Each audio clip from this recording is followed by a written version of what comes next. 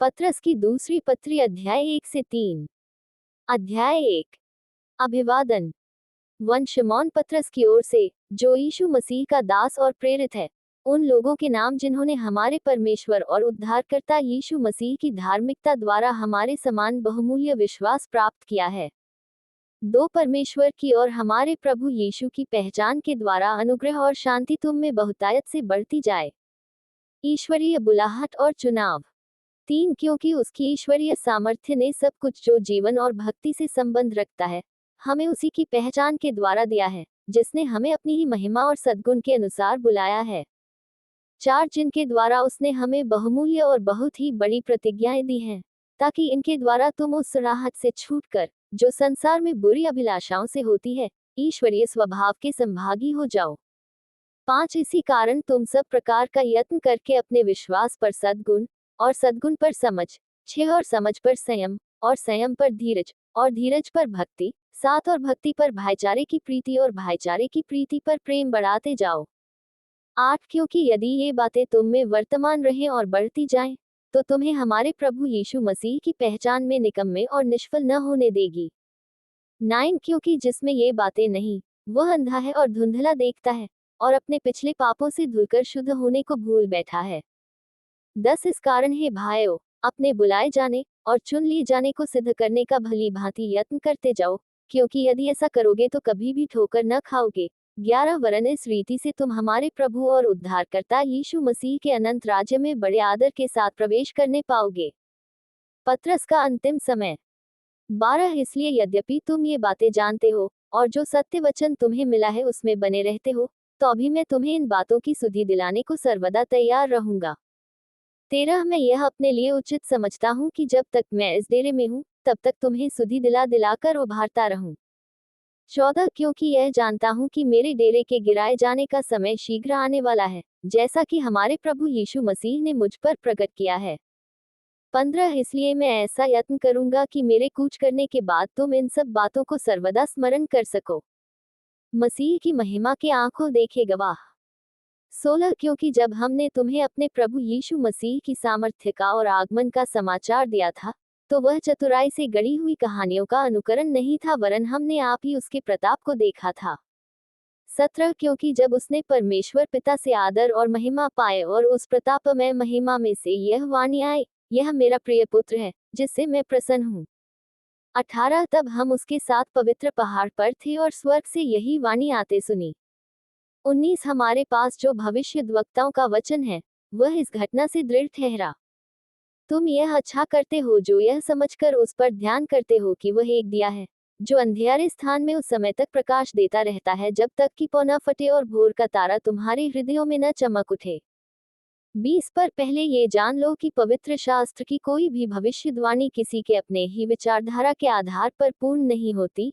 21। क्योंकि कोई भी भविष्यवाणी मनुष्य की इच्छा से कभी नहीं हुई, पर भक्तजन पवित्र आत्मा के द्वारा उभारे जाकर परमेश्वर की ओर से बोलते थे। अध्याय 2। झूठे शिक्षक।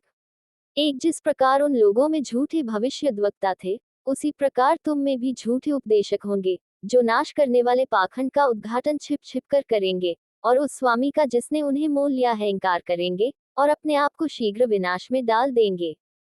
2। बहुत से उनके समान लुचपन करेंगे, जिनके कारण सत्य के मार्ग की निंदा की जाएगी। 3। वे लोभ के लिए बातें गढ़कर तुम्हें अपने लाभ का कारण बनाएंगे, और जो दंड की आज्ञा उन पर पहले से हो चुकी है उसके आने में कुछ भी देर नहीं, और उनका विनाश ऊँघता नहीं। 4। क्योंकि जब परमेश्वर ने उन स्वर्गदूतों को जिन्होंने पाप किया नहीं छोड़ा, पर नरक में भेजकर अंधेरे कुंडों में डाल दिया ताकि न्याय के दिन तक बंदी रहे। 5। और प्राचीन युग के संसार को भी न छोड़ा, वरन भक्तिहीन संसार पर महाजल प्रलय भेजा, पर धर्म के प्रचारक नूह समेत 8 व्यक्तियों को बचा लिया। 6। और सदोम और अमोरा के नगरों को विनाश का ऐसा दंड दिया कि उन्हें भस्म करके राख में मिला दिया, ताकि वे आने वाले भक्तिहीन लोगों की शिक्षा के लिए एक दृष्टांत बने। 7। और धर्मी लूत को, जो अधर्मियों के अशुद्ध चालचलन से बहुत दुखी था, छुटकारा दिया। 8। क्योंकि वह धर्मी उनके बीच में रहते हुए और उनके अधर्म के कामों को देख देख कर और सुन सुन कर हर दिन अपने सच्चे मन को पीड़ित करता था। 9। तो प्रभु भक्तों को परीक्षा में से निकाल लेना और अधर्मियों को न्याय के दिन तक दंड की दशा में रखना भी जानता है, 10 विशेष करके उन्हें जो अशुद्ध अभिलाषाओं के पीछे शरीर के अनुसार चलते और प्रभुता को तुच्छ जानते हैं। वे ढीठ और हठी हैं और ऊंचे पद वालों को बुरा भला कहने से नहीं डरते। 11 तो भी स्वर्गदूत जो शक्ति और सामर्थ्य में उनसे बड़े हैं, प्रभु के सामने उन्हें बुरा भला कहकर दोष नहीं लगाते। 12 पर ये लोग निर्बुद्धि पशुओं ही के तुल्य हैं, जो पकड़े जाने और नाश होने के लिए उत्पन्न हुए हैं, और जिन बातों को जानते ही नहीं उनके विषय में दूसरों को बुरा भला कहते हैं, वे अपनी सड़ाहट में आप ही सड़ जाएंगे। 13 दूसरों का बुरा करने के बदले उन्हीं का बुरा होगा। उन्हें दिन दोपहर भोग विलास करना भला लगता है। ये कलंक और दोष हैं। जब वे तुम्हारे साथ खाते पीते हैं, तो अपनी ओर से प्रेम भोज करके भोग विलास करते हैं। 14 उनकी आंखों में व्यभिचार बसा हुआ है, और वे पाप किए बिना रुक नहीं सकते। वे चंचल मन वालों को फुसला लेते हैं। उनके मन को लोभ करने का अभ्यास हो गया है। वे संताप की संतान हैं। 15 वे सीधे मार्ग को छोड़कर भटक गए हैं, और बोआ के पुत्र बिलाम के मार्ग पर हो लिए हैं, जिसने अधर्म की मजदूरी को प्रिय जाना। 16 पर उसके अपराध के विषय में उलाहना दिया गया, यहाँ तक कि अबोल गधी ने मनुष्य की बोली से उस भविष्यद्वक्ता को उसके बावलेपन से रोका। 17 ये लोग सूखे कुएं और आंधी के उड़ाए हुए बादल हैं, उनके लिए अनंत अंधकार ठहराया गया है।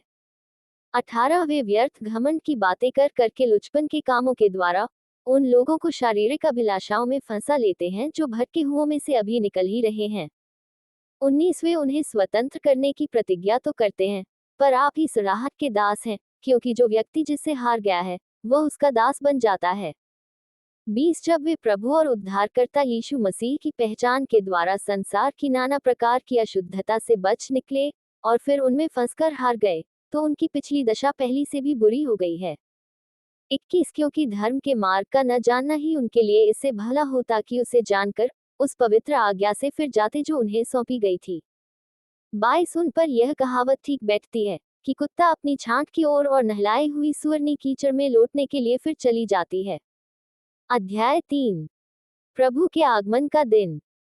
एक हे प्रियो, अब मैं तुम्हें ये दूसरी पत्री लिखता हूँ, और दोनों में सुधि दिलाकर तुम्हारे शुद्ध मन को उभारता हूँ, कि तुम उन बातों को जो पवित्र भविष्यद्वक्ताओं ने पहले से कही हैं, और प्रभु और उद्धारकर्ता की उस आज्ञा को स्मरण करो जो तुम्हारे प्रेरितों के द्वारा दी गई थी।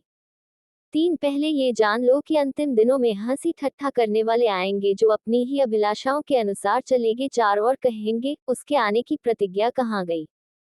क्योंकि जब से बाप दादे सो गए हैं, सब कुछ वैसा ही है जैसा सृष्टि के आरंभ से था। 5 वे तो जानबूझकर यह भूल गए कि परमेश्वर के वचन के द्वारा आकाश प्राचीन काल से विद्यमान है और पृथ्वी भी जल में से बनी और जल में स्थिर है। 6 इसी के कारण उस युग का जगत जल में डूबकर नष्ट हो गया। 7 पर वर्तमान काल के आकाश और पृथ्वी उसी वचन के द्वारा इसलिए रखे गए हैं कि जलाए जाएं, और ये भक्तिहीन मनुष्यों के न्याय और नष्ट होने के दिन तक ऐसे ही रखे रहेंगे। 8 हे प्रियो, ये बात तुमसे छिपी न रहे कि प्रभु के यहाँ एक दिन 1000 वर्ष के बराबर है, और 1000 वर्ष एक दिन के बराबर है।